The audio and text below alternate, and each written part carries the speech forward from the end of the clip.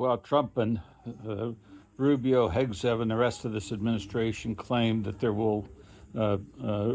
been a deal reached to open the Strait of Hormuz. There's a problem. Iran said there is no deal. They have something like 6 or 7 conditions which need to be met in order for them to open the Strait of Hormuz, and it includes they're having control of it with Oman. They're having tolls and Americans getting out of the Middle East, et cetera, et cetera. Meanwhile, Trump also announced this great deal for Gaza. Problem is, Israel said no. So, Trump announces things that he didn't even know what he's talking about. My guess is he couldn't find these places on a map. But let's talk about some other shameful things that are going on.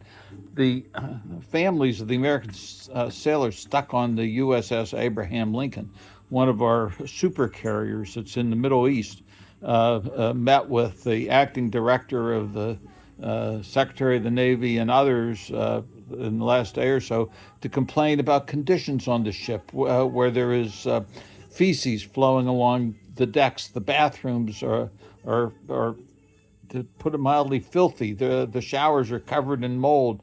The food is virtually inedible. And the list goes on. The same thing was true with the USS Gerald Ford, which had the famous shower in the laundry, if that was true. But they had the same appalling conditions on the Gerald Ford.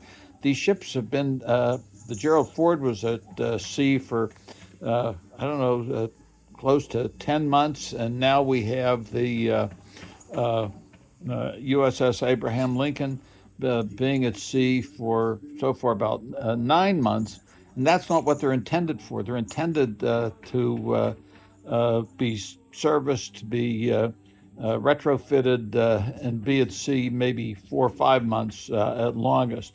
And those sailors are complaining, and apparently they're complaining to their families that they believe that war crimes are being committed, and they don't want to be part and parcel of that type of operation. Now,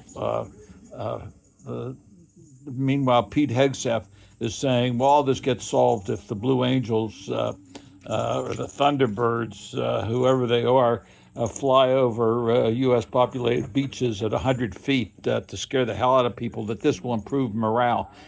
What improves morale is good food, a ship that works, a ship that's clean, people who know what they're doing, and some faith in the leadership, not this clown show that's going on. So not only is it wreaking damage to Iran, it's wreaking damage to our own people and our own ships.